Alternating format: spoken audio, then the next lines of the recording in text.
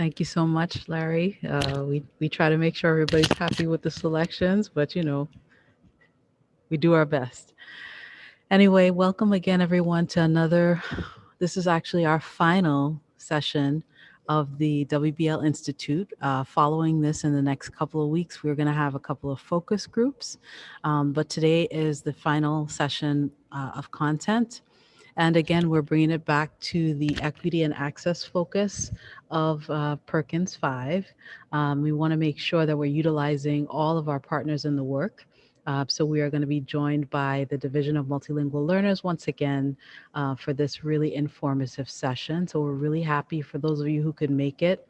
We know things are getting busier and busier on the school front, so we just really appreciate you guys are taking the time.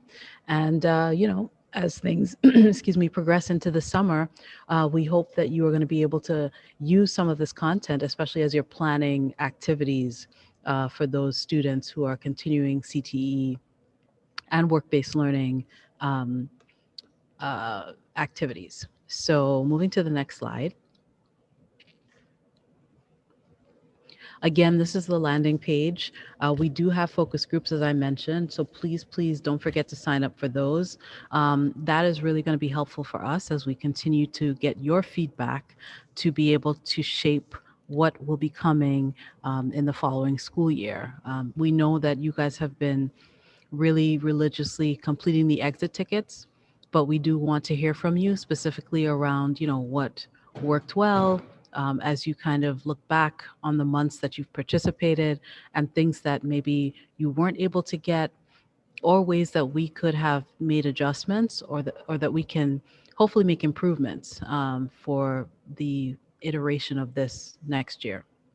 So please do go back to the calendar. And if you have the ability to go ahead and register for next Wednesday and the following Wednesday, we would love to have you.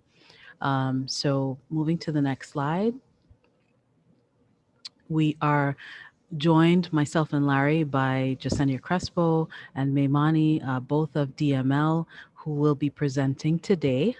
So definitely appreciate that they have been with us pretty much right through the entire year's content, really trying to infuse the L lens for all of the instruction and the work-based learning decisions and planning that you guys have been doing. So we just appreciate them as well. And at this point, I am going to go ahead and turn it over to Jasenia and May. So they will be guiding you through today's content. Take it away, ladies. Thank you so much. Thank you so much for having us here.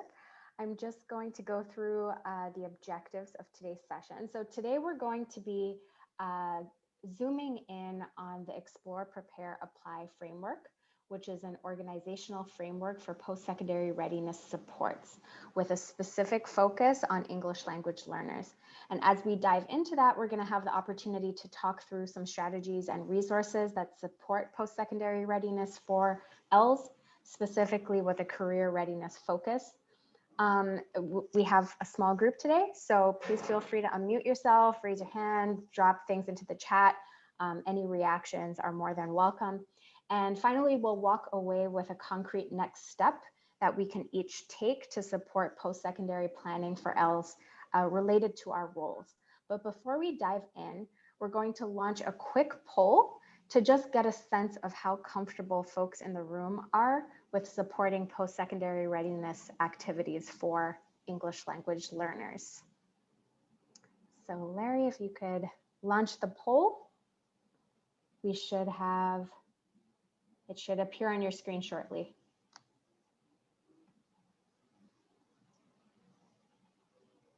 All right, so we see the first question here asks about how much do you understand about post-secondary planning?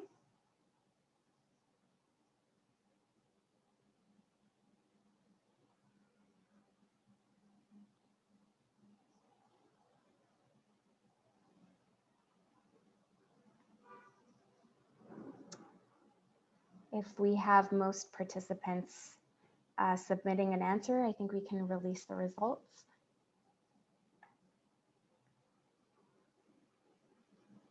All right, so most people feel like they know a little bit about post-secondary planning. They're not a pro, but they also don't know nothing at all. And we have a few people too who are close to being pros in post-secondary readiness. We want to learn from you in this space, so please feel free to share. I think we have a second question, a second poll question coming up. All right, this is around comfort. How comfortable do you feel supporting English language learners with post-secondary planning? So 1 being very uncomfortable, 5 being very comfortable, and 3 being somewhere in between.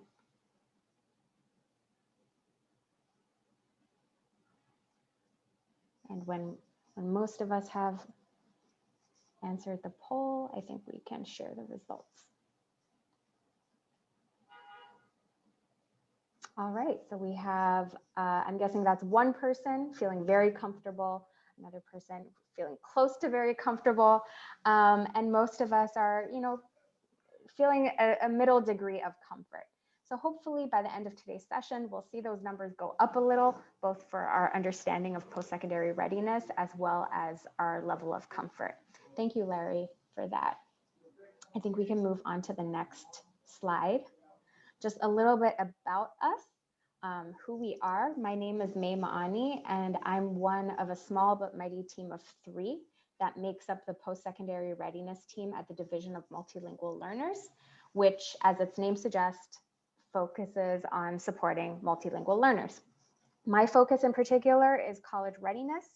My colleague here, Yesenia Crespo, her focus is career readiness, and you will hear more from her in just a minute. And we have a third colleague, Charlene Clark, who isn't able to make it today, but her focus is on the umbrella of post-secondary readiness, making sure that we're not siloing college readiness and career readiness, and we're thinking about it as a whole.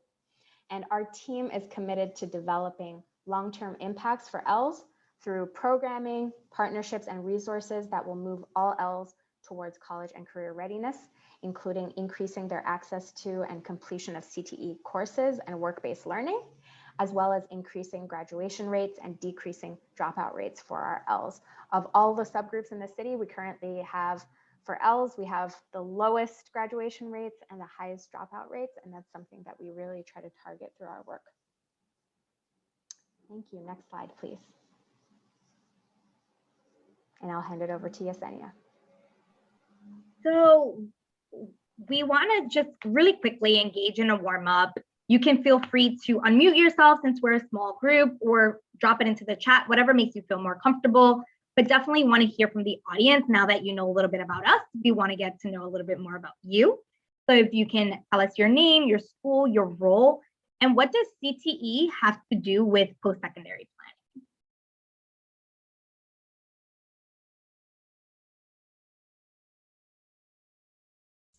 All right, I guess I can start. Thank you. Good afternoon, everyone. My name is Benroy Taylor. Currently, I am at George Westinghouse Korean Technical Education High School. I am the work-based learning coordinator, but I'm also a teacher in one of our IT pathways, computer system support. Um, but when we think of post-secondary planning, most folks kind of leave that to the college advisor, or the guidance counselor primarily has a conversation, or those two people only have a conversation. But when we think of CTE, we're the individuals that kind of are the selling point as to why students would participate in a CTE school or PTech school, if you will. And we actually do a lot of work in ensuring that our CTE pathways are connected with articulation agreement to post-secondary institutions. And we have to actually have industry partners that vet what we're actually teaching with students. Um, but most folks in CTE schools don't necessarily talk to the folks from College Access. I will tell you, funny enough that I signed up for this PD because a while back, the College Access team actually came up with a 7-day workshop over the summer, and I have 7 books on post secondary planning from that landscape.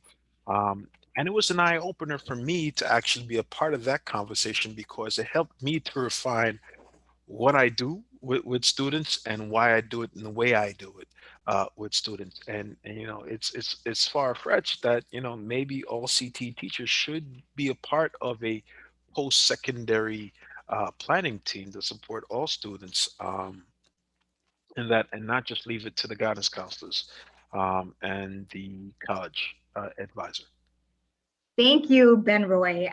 I think that's everyone's homework, I would say, as like an action step to go back and make sure that they're a part of this planning process as you suggested. And just want to uplift some of the things that I'm also seeing in the chat.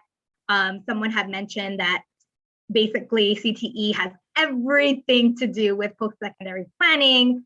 Also the acknowledgement that, you know, post-secondary planning does not only mean college. Students should be prepared for working after high school, and CTE can help with that. And CTE prepares students for post-secondary, period. And the idea that post-secondary planning has a two-sided coin and one can't happen without the other. So I'm really loving what I saw in the chat. And if you didn't get a chance to write your response, feel free to type that in as we go along. I just want to, you know, again, thinking about on the next slide, just framing why we're here today and why it's important to ground to post-secondary readiness, and specifically thinking about that career readiness aspect. So on the next slide, and again, this might be obvious to everyone in the room, but just wanting to make sure that we're aligning on the intent and why behind today's session. So as Ben Roy suggested, like thinking about your role in post-secondary planning in collaboration with your school team, right? That's one. But also I want us to like reimagine or rethink post-secondary readiness together, right? So think about this as you see on the screen, like the way our current system, and thank God, or well, thankfully, CTE schools are set up in the way that we want to see, the future that we want to see for our students. But in our current system, most traditional schools, students are in high school, they then pick a college pathway. Then while in college, they figure out what they're interested in studying and decide what career pathways they want. And what that usually leads to is students, you know, either failing to graduate, taking longer to find jobs, or really getting into jobs or careers that earn them living wages. So really this idea of grounding in career readiness first will result in students thinking about industry from the very beginning, thinking about their interests, thinking about then where do they want to go to college based on their interests, which will result in students graduating faster, finding jobs quicker, earning more sustainable wages, and having students make informed decisions about their post-secondary options and careers versus making uninformed decisions and based on, you know, things that they're not, things that are unknown. For example, when I was in high school, I wanted to be a lawyer. And the only reason why I wanted to be that is because that's what I saw. That was what was in front of me. But then through my WBL experiences and my internships, I realized law wasn't for me. Like what I appreciated about law was being able to argue both sides, the research aspect, studying and understanding and unpacking the laws, but it wasn't necessarily wanting to be in front of a courtroom or the paperwork component of being a lawyer. So really being able to, when we're grounding in career readiness, we're giving students that WBL experience in order to experience this firsthand. And it could be that students change their mind. They can, like I did, they can enter into a CTE program and then realize the CTE program is not for them, but yet still walk away with those hands-on employability skills and also walk away with understanding their own interests and their self-exploration that will then lead to them making more informed choices, right? So on the next slide, I'll hand this over to May, but we'll go through a student's journey themselves. Thank you, Yesenia. Yes, so Yesenia kind of laid the foundation for the theory behind our work, right? The relationship between CTE and college readiness, life readiness. And so now we're going to zoom into and ground ourselves in the story of a student. So this is the story of JR. She is a multilingual learner, an English language learner. She's an immigrant, she's undocumented, and she is Haitian Creole speaking. So she's at the intersection of these identities. I'm going to ask for a few volunteers to read what's on the slide in a second, but just to preface, as we go through the story, we don't mean to suggest that this story is the one student story of our ELLs, but rather it's an entry point for us to have nuanced conversations about what students are experiencing and bring to their high school journeys of college and career readiness, both in terms of challenges as well as in terms of strengths. So if I could get a reader to read just the 2 bullets underneath freshman year, I would appreciate it. Feel free to just unmute yourself.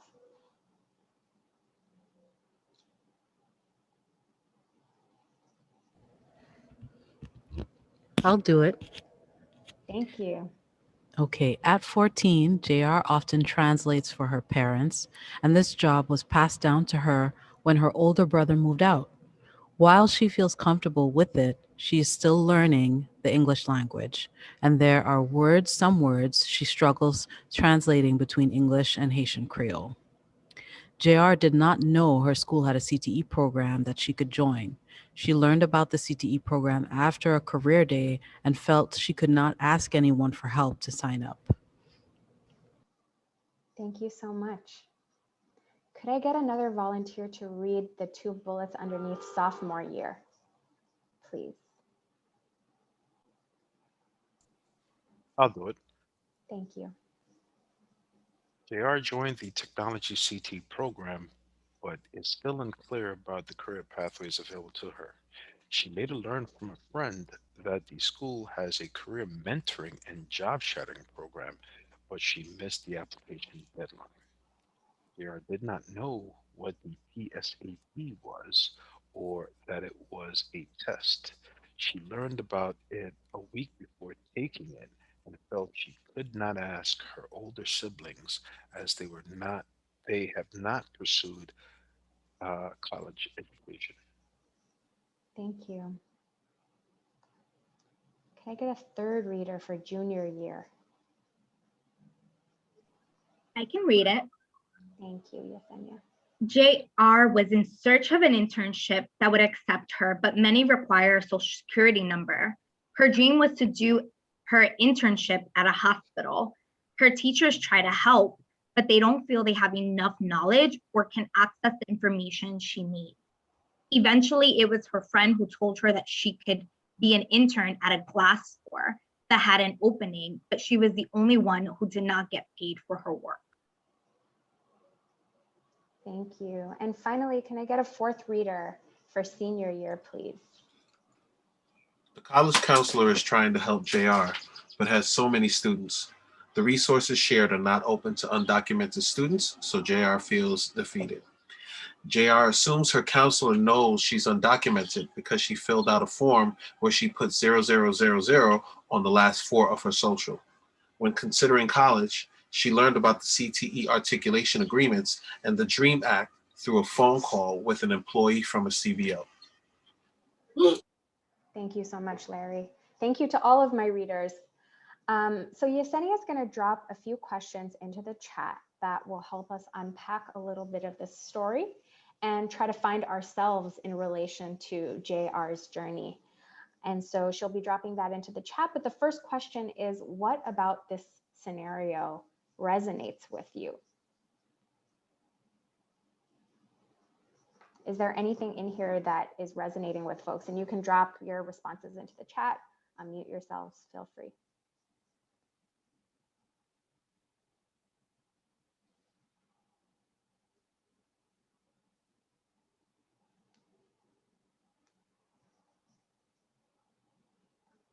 We can also maybe look at all 3 questions together. So what about the scenario resonates with you?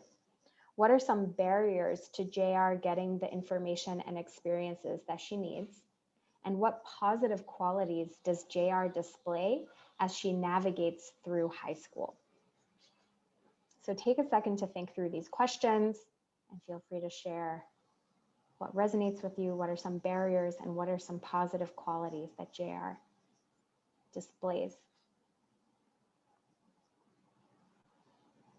Does this sound familiar to you? Is this totally foreign to you?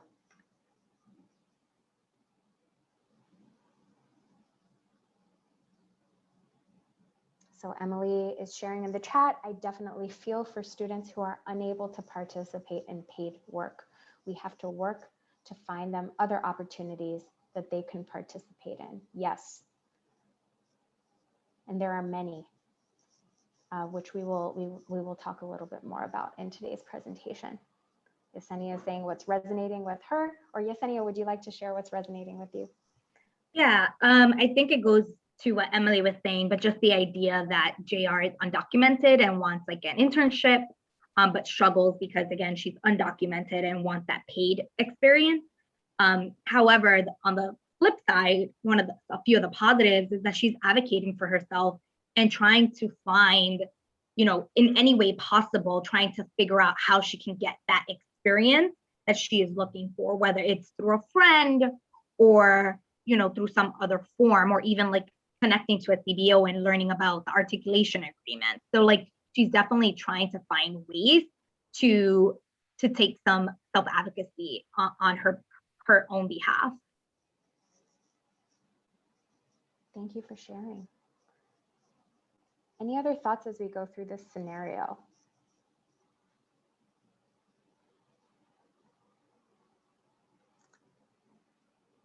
Something for me that resonates with me in particular is not knowing what you don't know. So I feel like JR throughout her high school experience finds things out right before or after the case, and often finds out through family members or friends or informal mechanisms. And that's something that I feel like I experienced, and also that I think about a lot in my current role. I'm seeing Emily share that we as educators have to find those CBOs and others who can help support students, or help students for whom traditional internships won't work. Yes, absolutely. We have some recommendations for that too. Santiago said, I sometimes feel like I don't know enough about undocumentation to help. Yes, that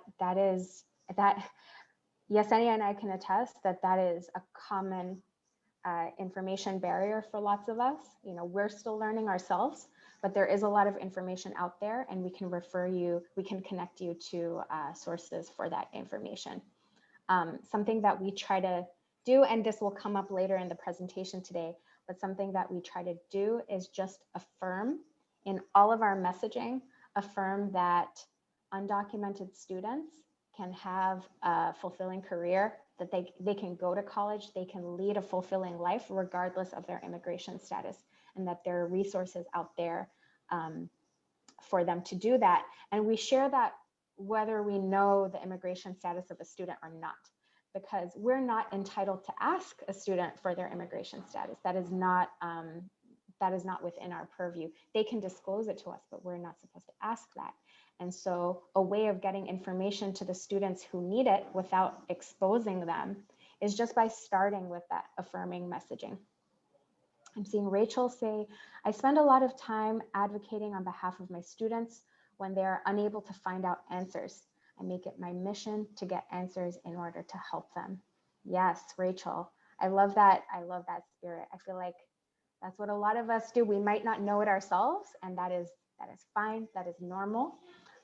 But we go out and find the information. And Emily is just agreeing with Santiago that this is where having a team at school can be helpful, because others may be able to fill in the gaps that we have in our knowledge. Yes, Rachel, it can be tiring. I see Yesenia nodding her head too, in agreement. All right, thank you so much everybody for sharing around that scenario. We can move on to the next slide.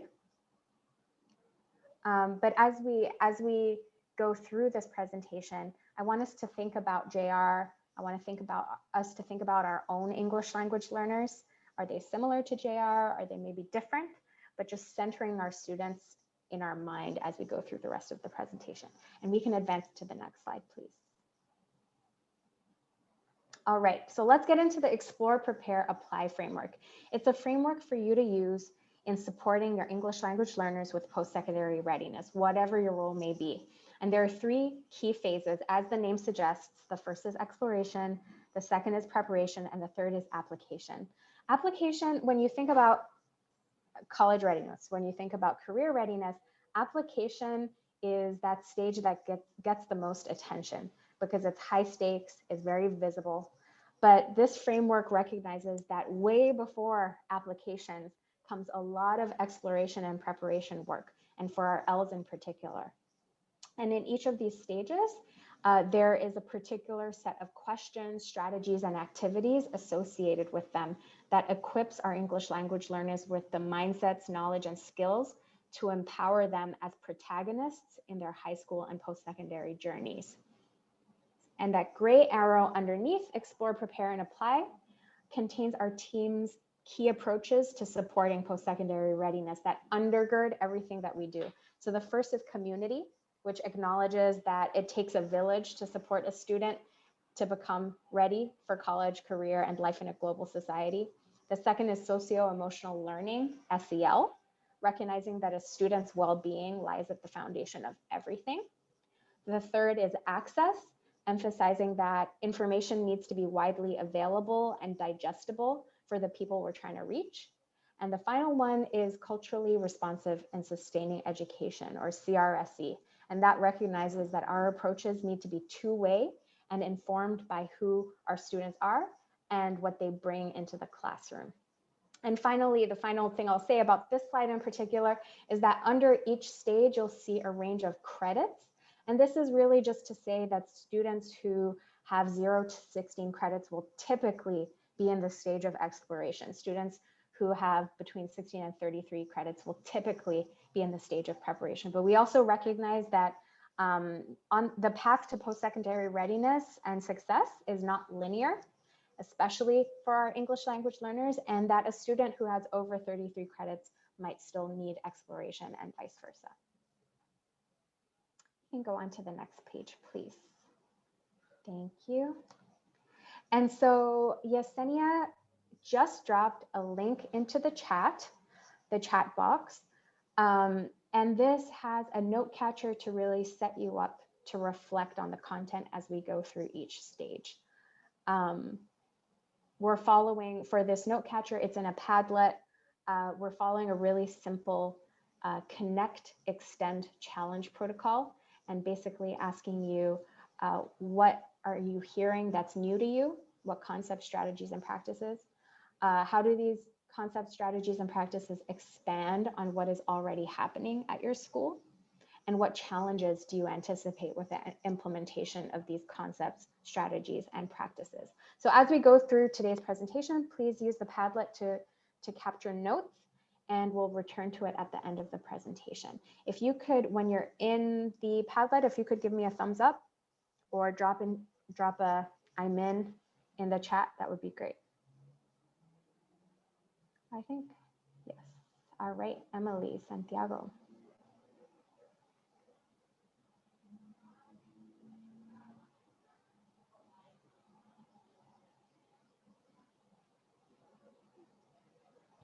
Folks will also get an archive of the Padlet as well after the session, so they can keep it as a running to-do or notes for themselves as well. Awesome. I think Kenneth's inside. Great. All right, we can advance the slide. All right, starting with exploration. Exploration is about facilitating conversations and activities that allow our students to discover more about their racial, cultural, and linguistic identities, understanding their rights, and learning about post-secondary pathways available to them. And while they're exploring, students are encouraged to think about themselves in an assets-based way and to identify post-secondary possibilities that match their values, goals, needs, and facilitates a sense of belonging. And in doing so, they're reminded that they have what it takes to thrive and that there are multiple options out there available to them. Okay, go on to the next slide, please. Thank you. So this slide contains a lot, as you can see. Yesenia and I will be highlighting only a few of the key strategies and accompanying practices and resources, but also I want to let you know that we will be sending this PowerPoint to you after today's session. So there's no need to frantically try to copy down everything that you see on this slide. So the first aspect of exploration that I'd like to touch upon is self-exploration.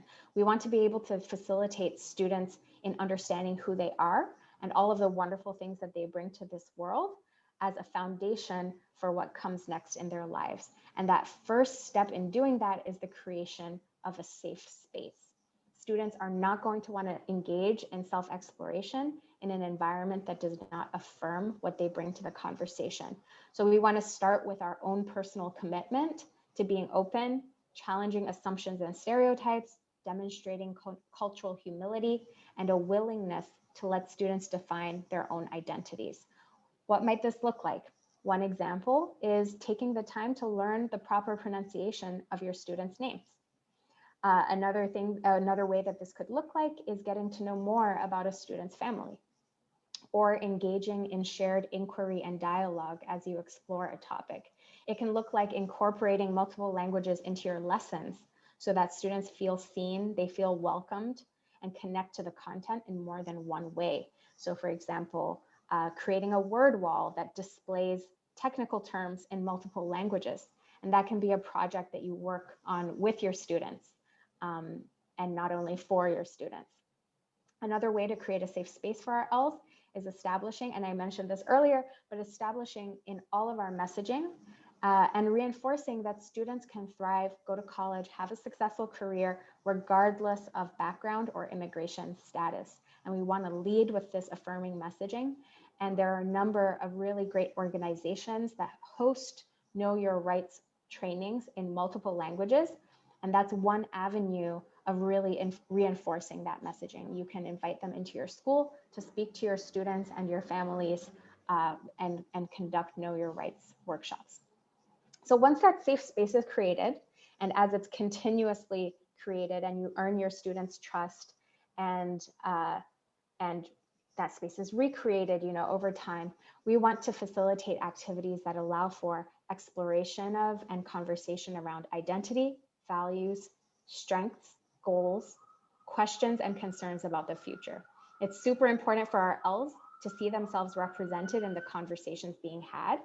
So we want to make space for multiple voices and perspectives. And what this might look like is that it is facilitating a conversation around career interests by using the 16 personalities test.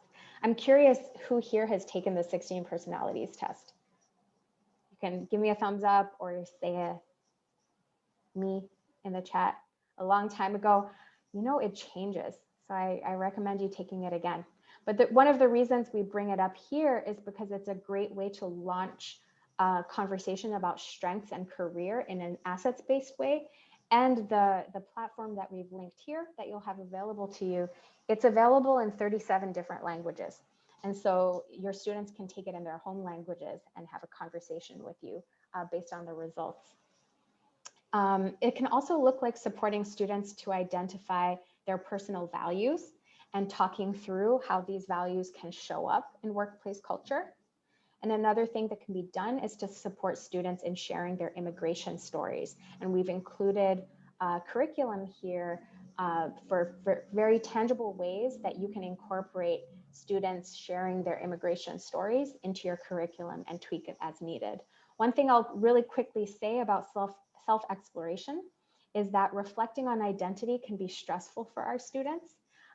So we want to be sure to frame questions and activities in a way that uplifts joy and empowerment and not only struggle and resilience. Next slide, please. All right, the second piece of exploration that I want to share is exploration of post-secondary options. This starts with conversations about career, and it's supported by continuous exposure to options throughout a student's high school journey. Strategies to keep in mind include highlighting multilingualism and multiculturalism as assets. We're living in an increasingly globalized and diverse world, and the ability to speak another language, to navigate more than one culture is a tremendous asset. And we want to convey that to our students, that their language, ways of being, flexibility, and adaptability, that's all very highly desirable. One way of doing this can be working with students to identify ways in which language skills show up in the workplace, how they're useful in the workplace, and how they might show up in various career fields as well. We also want to expose our students to multiple pathways after high school. So as JR's story kind of showed us, students will know what the people around them know.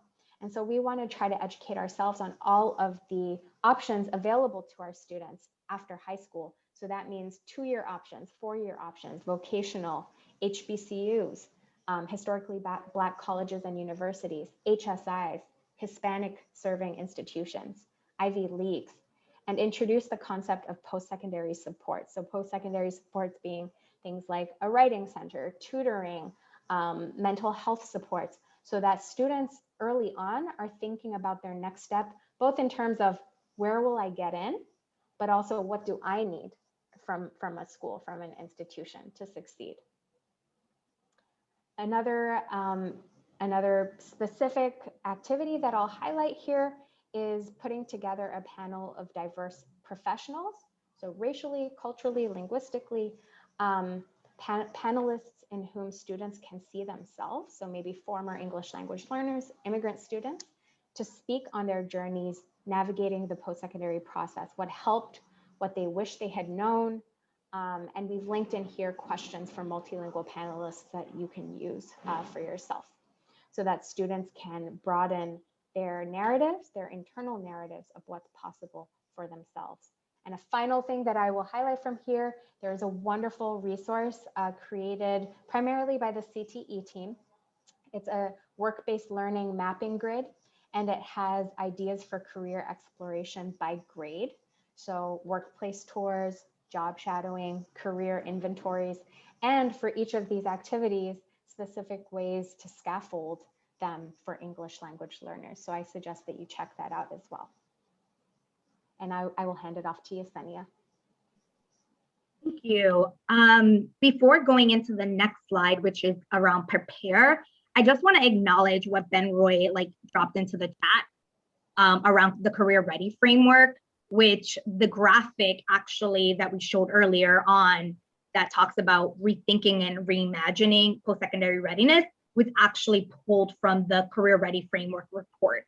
And the reason why we like to center around this and really see the alignment, the main difference between explore, prepare, apply and the career ready framework is just that this is a little bit more detailed and it's a more holistic approach in thinking about the needs of our English language learners. For example, something that May brought up earlier is thinking about ensuring that you bring know your rights training to schools. Why is that important and how does that then impact careers? Well, a lot of students usually do not know that they're undocumented until it comes time to file financial paperwork and go through the FAFSA process, or if they're trying to get an internship. And at that point, it's like students may not be aware of their options, but by engaging in know your rights trainings very early on, students are able to not only know their rights as undocumented students in terms of the workplace, but also learn more about their rights as immigrant youth and undocumented students or communities and families within our New York City context. So for example, knowing that New York City schools are a safe haven, knowing that churches are a safe haven, knowing that they have other options that can help them throughout the year or throughout their life is very important. Also mentioning that a lot of through Know Your Rights training, a lot of organizations provide immigration support for free to students and families, so legal representation that can then get them into and towards citizenship that the career ready framework may not embed into the framework. So just thinking about this as a more holistic approach when thinking about addressing the needs of our English language learners. But thank you again, Ben Roy, for dropping that into the chat, because there is a lot of alignment. It's just thinking more holistically about the needs of our English language learners. So thank you. Next slide. So now that you learned a little bit about explore, now we want to talk about preparation and what does the prepare phase look like? And really preparation is about ensuring that students have what they need for a meaningful and fulfilling high school experience, creating a plan to connect them where they are today with where they want to be tomorrow, and having the opportunity to really engage in the courses and experiences that lead to post-secondary readiness, right? So that's really thinking about connecting the now with their next steps, not only by creating a plan, but through support, exposure, and experiences that adequately prepare them. And it's also important at this time and this stage to really explain systems to students and build cultural capital and break down obstacles to empowerment. So on the next slide, when we talk a little bit more about, one way of supporting students and creating a plan is really about setting them up for success and to successfully navigate high school. And this might look like starting with your own commitment. And like May said earlier, starting with your own commitment and excuse me, and something as simple as revisiting your curriculum, your lesson plan, collaborating with the ELL teacher to ensure that your CTE curriculum will address the needs of your ELLs by conducting a curriculum review of your instructional practices and taking stock of the instructional scaffolds, graphic organizers, or other tools used in your classroom to support learning for English language learners. Or this can also look like supporting students with tracking their classes, understanding transcripts and graduation requirements to earn a diploma within 4 years of entering 9th grade. And in the process, we don't want to take any concepts for granted. Again, the idea of really scaffolding and breaking down concepts, like what is a credit? What is a transcript? And how can you access yours? These are all concepts that will emerge again as students progress through their academic and career trajectories. And it's important that they have a clear understanding and ownership of them. This can also be something as simple as walking students and working with them on completing their employability profile, right? Like reviewing their WBL hours and creating goals for continuous improvement. Like understanding and ensuring that students are prepared from the very beginning will allow students to be set up for success. And, navigating high school isn't only about, thinking about the check marks and like the diploma and graduation and CDOS and technical assessments or industry certifications, but it's really about also creating and connecting students with a community of support that knows them and their goals and lovingly holds them accountable. So the idea of it takes a village, going back to also what Ben Roy mentioned in the very beginning, it takes a real community to help support post-secondary planning. Like this is that idea. And not only is it important for the post-secondary planning process, but to navigate high school, it's the village to help our ELLs through this. And in thinking about like what we believe as a first pillar is community. What system are we creating for students to be able to connect to trusted individuals who might be able to support them and to speak with them about what motivates them? Maybe it is you as the CTE teacher. Maybe it's a parent coordinator. Maybe it's a counselor. Maybe it's a social worker. But like, who is that individual entry and touch point for that child that you may not necessarily have that relationship with directly, but you can lean on this adult, caring adult, in order to support your English language learners through the process. Next slide. So in thinking again about college and career readiness as something else that, it's great for students to have a plan and for them to support students in engaging in activities that will enable them to graduate prepared for college and career. And what might this look like? It's about connecting students to opportunities to participate in after school volunteer and community service or career mentoring opportunities. It's about encouraging your students to take on leadership roles, to continue building their skills. So one concrete way to do that is, and Emily mentioned this earlier, as well as other people in the chat. I think it was Rachel, if I'm not mistaken, or Raquel. I'm not sure if I'm pronouncing your name incorrectly, so I apologize in advance. One concrete way of doing this is really partnering with your CBOs, right? CBOs, alumni, intermediaries, for enrichment opportunities, volunteering, internships, mock networking, right? Students may not know how to network, but being able to practice those skills in summer programs, some job shadowing, or even something as simple as like either helping them set up a LinkedIn profile or providing them feedback on their LinkedIn profile. So a couple of other ways to do this as well is making sure that students, have an understanding of all the courses available to them, right? So whether that's advanced placement, whether that's CTE courses, whether that's honor courses, whether that's college now opportunities, AP, like really thinking about how we're setting our students up. There is a lot of data that shows that students who are more likely while in high school to take a college now class are more likely not only to graduate high school, but persist in college. So really thinking about partnering with CUNY College Now to offer college prep courses at your school.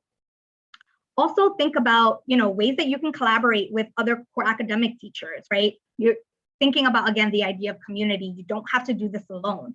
So that can be working with core academic teachers to engage in WBL activities, from asking them to, in their courses, to support students with creating a cover letter, or engage in mock interviews, or unpack what it means to do personal branding, or while you're teaching your CFM course, right? Because all students are engaging in some form of CFM course, like what is that element that a teacher or that aspect of that core curriculum that either a math teacher can embed in their course or an English teacher can embed in that course, whether that's how to balance a budget in math or how to, create a balance sheet, whatever that looks like that's something that definitely is something that we encourage students to do as we think about setting them up for success.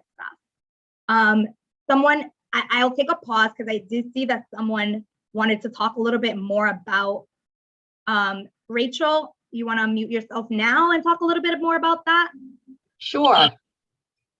So one of the things that I've learned from teaching for over 30 years, and I know I don't look it, but I started teaching straight out of college of September 1989. And yes, it's the only job I've ever had. So, and I've been a business teacher my whole career.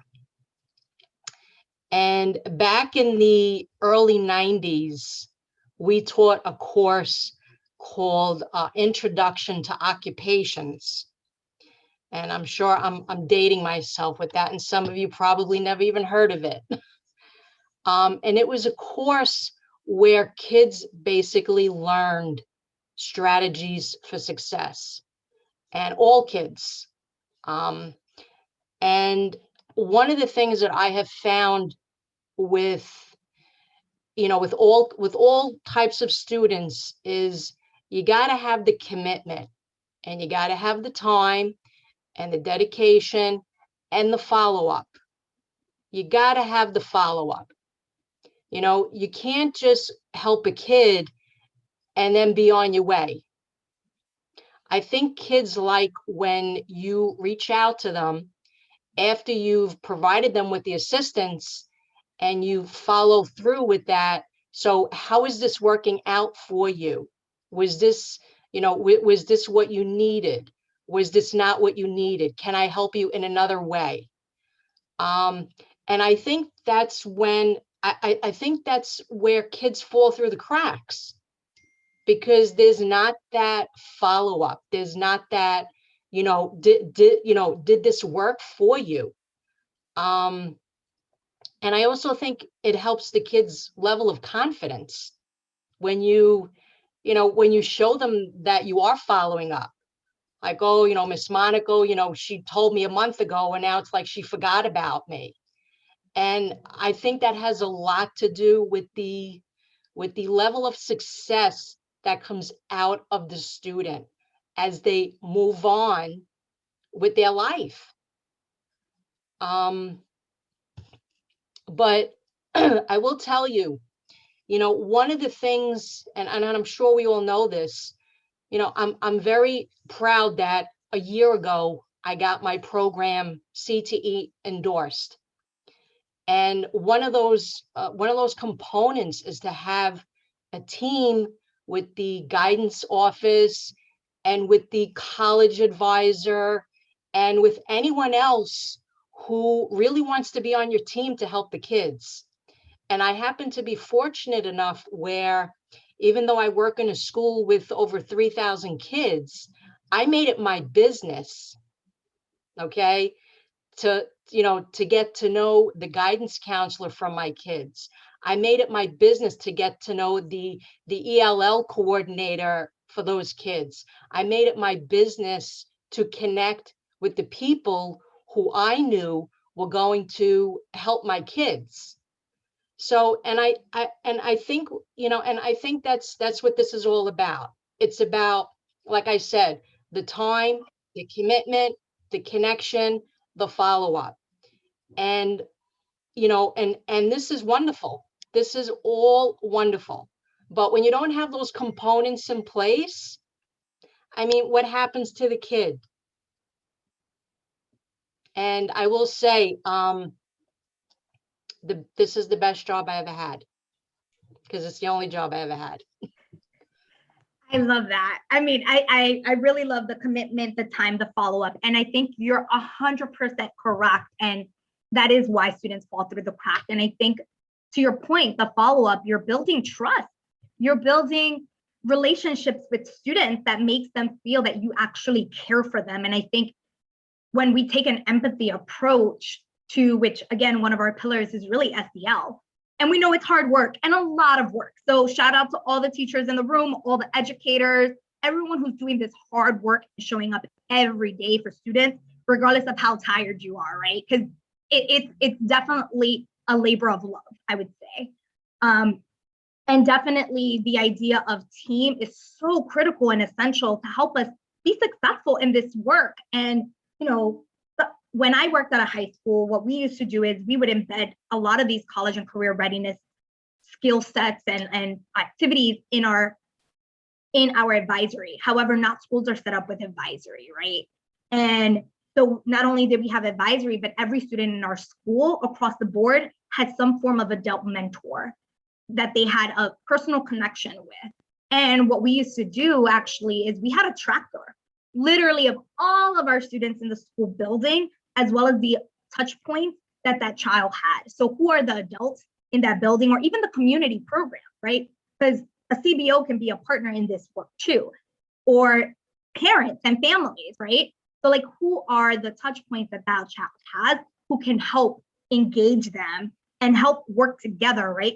The whole concept of this work is really that community and that team that is required.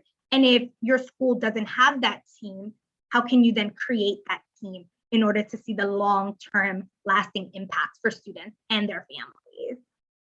And when we close out, I'll definitely be giving some resources. Like, I'm doing coaching sessions right now with a few schools. So I'm more than happy with anyone on the call to do some thought partnership and to create some real plans on how we can see some of these activities or some of these strategies be implemented at your school specifically. And something, yes, thank you. And something that may drop that I just want to uplift is that idea of cross-functional teams. Yes, and that a team is not necessarily just CTE teams, but that ELL teacher, that student with an IEP, if you have Ls who are also students with IEPs, that counselor, like that cross-functional team. So thank you. I appreciate that as well. Next slide, just looking at time. Next slide. Sorry, Larry. Oh, no, this is perfect. Sorry, I went ahead of myself. So in this slide, we really want to think about, again, I think those life skills, whether it's a course like was mentioned earlier, whether it was Rachel mentioned a course that is being given to students, or whether it's embedded in advisory, or even in your CTE classes or other core academic courses, like how are we helping students to build up life skills that are going to last forever, right? And some of this can be incorporating, again, the development of employability skills and other life skills throughout a student's high school experience, exposing students to as many WBL courses throughout a student's high school experience. Sometimes it won't land with a student, especially an English language learner, once. Sometimes you have to do it 2 times, sometimes you have to do it 3 times. Sometimes it's that repetition that really allows students for it to grasp and for it to land. And not only 2 or 3 times, but approaching it differently. Maybe one time it's visually, maybe one time it's orally, maybe one time it's more hands-on, like just really thinking about that diverse experience for WBL in order for students to be able to gain those lifelong skills, right? And it may not they may not get it until after graduation and say, oh, I remember when such and such teacher told me A, B, and C about like time management. And now I understand the importance and the value and how to set goals. Like students may not get it, but being able to continue to teach it is so important. Also thinking about providing opportunities for students to build self-advocacy skills in a safe and supportive environment. This is extremely, I would say, something that I would stress a lot, especially for English language learners, because sometimes it's also a cultural barrier for students in that they're taught at home not to advocate for themselves and to respect teachers or educators as a form of authority. So really being able to build up students' self-advocacy and know that students know their rights, can advocate for themselves. And something as simple as like student asking a question in a class, that's them building self-advocacy. A student saying, I need help with A, B, and C, that is self-advocacy. And being able to call that out and like be welcoming for students around that is so important. Also the concept of like providing opportunities for students to self-reflect and empower students in developing goals for next steps, right? So what this might look like is student is engaging in an interview or a mock interview, and then being able to take time to sit down and think about what were my strengths in that interview, what were my weaknesses or areas of improvement in that interview, and then develop some next steps for themselves and say, okay, I need more work experience, or I need to think about work experience differently. I have a babysitting position, and that is considered, I'm gaining skills that are transferable, and I can use that as a need to talk about that in my interview. Also think about, some of this also might look like, and we've been talking a lot about this, but creating WBL experiences that highlight the benefits of multilingualism and multiculturalism as an asset. And again, some of this is something as simple as like career days in other languages, or questions to speakers on their use of language skills, or even, when having conversations with employers, what are the benefits of hiring English language learners? Because there are not only a lot of, and we've talked about this many times, a lot of benefits from being able to multitask, because students are the way their brain functions when they're multilingual learners. Or something as simple as the idea that if a student speaks multiple language, you can expand your customer base because a student might be able to help support that. So just thinking a lot about how are we also in conversations with employers, setting our ELLs up for success by highlighting the benefits that they bring to the table. Next slide. So now that we've gone through explore, and now that we've gone through prepare, we really want to talk about the apply phase.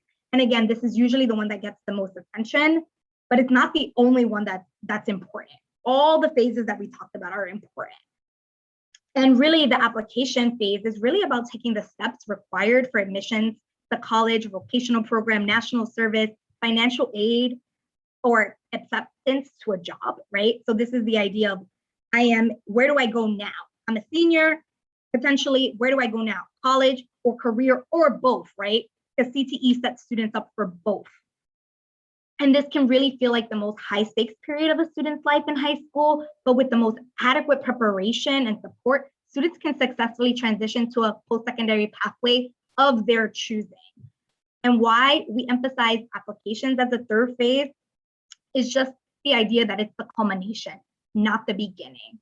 Exploration is really the beginning, and where the foundation needs to be built, right? So think about this as like the staircase. That's where the foundation, the steps are being built. And this is the third step in that phase. Next slide. And when thinking about, there are two main parts to setting up a strong application that we want to highlight. One of them is providing individual application support, and the other one is community supports, right? So the first one might be collaborating with the school counselor to provide more individualized application support, right? So that idea of working across teams and not just the counselor being responsible for this, but what is your role as a CTE educator in this work, whether that's setting up individualized advisement, reviewing the list of post-secondary options with students, and highlighting opportunity programs, right? And what this might look like in practice is reviewing the list of options with students, right? Including college and non-college options, And we've included here a resource from New Vision that includes non-traditional post-secondary options that students can take advantage of. So be mindful of your students when working with your students, that we're sharing all available options with them and not just college. Yes, college is an option and they can definitely take advantage of it, but we also want to provide them other options in the event that they decide that college is not the best option for them. Also, you guys have worked so hard with your students on WBL experiences, like working with students to update critical documents and then build a portfolio that they can walk away with. And that can include a resume, a cover letter, a career plan, references, right? Like really taking advantage of CTAS and the tracking system, and review the students' WBL hours with them and where they've come across their journey from 9 through 12. And then complete the commencement level career plan, right? And this career plan, the reason why I'm uplifting this is that if your student is interested in CDOS and some type of CDOS pathway, this is the document that they're going to need in order to use CDOS as the pathway to graduation, right? They're plus one, they're plus one instead of a Regents exam. We also encourage students to provide space and time to practice various elements in the classroom. So that might look like incorporating personal essay writing, so brainstorming exercises, or practicing completing a job application. DML has created a workbook which has a job application and then encourages students to not only define key terms that we define for students, but also give them the option of reviewing an actual job application and identifying what the errors are, right? The students, practice. I know this, I'm sure we all say this to our students, but for English language learners, it's extremely important that they practice in order to build their comfort level, right? And their confidence in completing these resources and documents. Also, the idea of normalizing the feelings of confusion and overwhelming. I was a first generation college student and I was overwhelmed through the college process. I don't know how many folks on the call have that experience as well. I know my colleague May said she applied to as many schools as possible and then didn't get accepted into too many of them. And that just created some stress and idea of like overwhelmness. So being able to like normalize that feeling that this is a part of the process and that you are here to provide moral support, to support them with cover letter writing or recommendation letters or reference letters, like really being able to support students through that process. Also, when we talk about leaning into community and leveraging community support and celebrating collective milestones, that could look like, working with your school counselor to hold family workshops for your CTE students on the application process or opportunity programs and timelines and how to support them, right? You may not have all the answers, but being able to gather that information for your students, right? When they don't have that information is exactly what students need at this time. Next slide.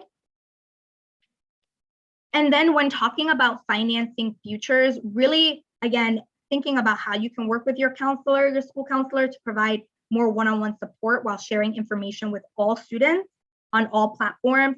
So this can be like breaking down information on grants, loans, scholarships, create space to discuss the pros and cons as a way of building financial literacy. This could be something that you include into your CFM course, right? What does this mean? What does this look like? What is the best options for students? So being able to really break that down, and we provided some resources here that you can use. And again, going back to what May said earlier, the concept of undocumented students can be successful regardless of immigration status, or all students can be successful regardless of immigration status. Students might not be familiar with the DREAM Act. Students might not be familiar with articulation agreements. So this is how you can continuously share information with students and their families on some of these things that you're familiar with. And then just simply remaining informed and ensuring you're knowledgeable or trained on the financial aid process to help support MLs and Ls and immigrant youth, right? And we provided, and what this might look like is something as simple as exploring our post-secondary readiness library for a list of financial aid opportunities and scholarships for students.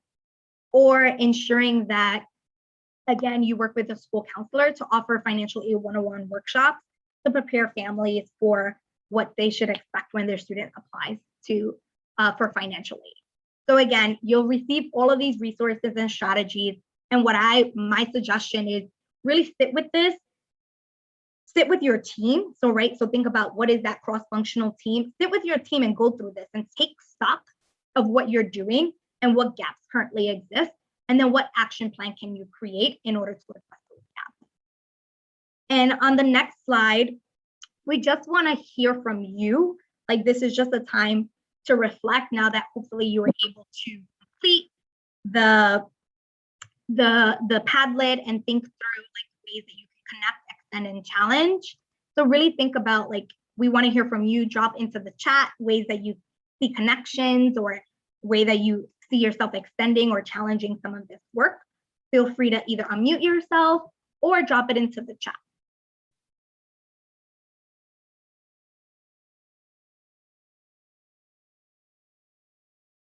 Or if you have any questions, we'll take those as well as one next step that you would take after this presentation to help hear your ELLs explore, prepare, or apply for a post-secondary pathway. So this is your time. And I opened the Padlet, and what I've seen here is word walls in multiple languages, facilitate Know Your Rights workshop, make sure you have a team in place. This is not a one person's job. Someone already said that they already started embedding SEL as opening and ending activities, so that's great. And getting others, a challenge has been getting others on board. People don't always want to do more work. Definitely hear that. Yes, definitely hear that as a challenge, the idea of creating a cross-functional team. And a team might exist at your school already. Yes, thank you. Somebody said that they're inviting their ELL coordinator to the team tomorrow. That's great. Oh, and it's important to connect with students with college reps. Yes, for info about financial aid for the most accurate information. Yes. And also leveraging those articulation agreements. Like, counselors may not know the steps, or they may not, they may need support in being able to make those connections. So how can you help support those as well? And unless there's any more comments or any more things that people want to drop into the chat, I will move on to the next slide. Definitely, I already saw someone put their one next step. We do know that this was a lot of information for you to think through. And if you can just walk away with just one next step for yourself and make that commitment to yourself, what would that be?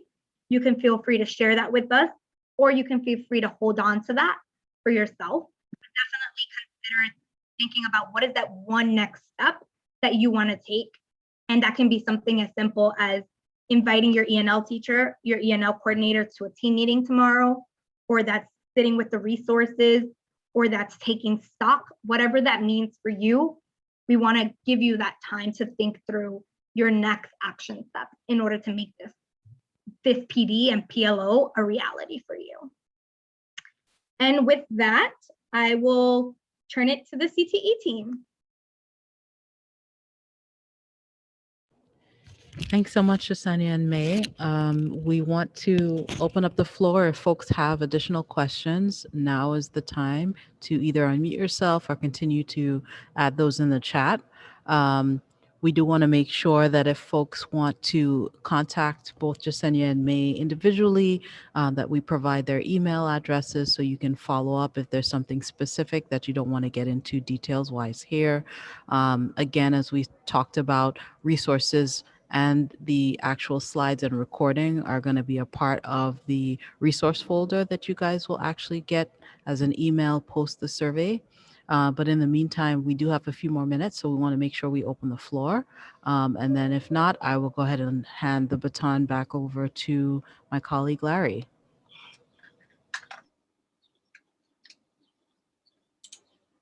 Thank you, Takia.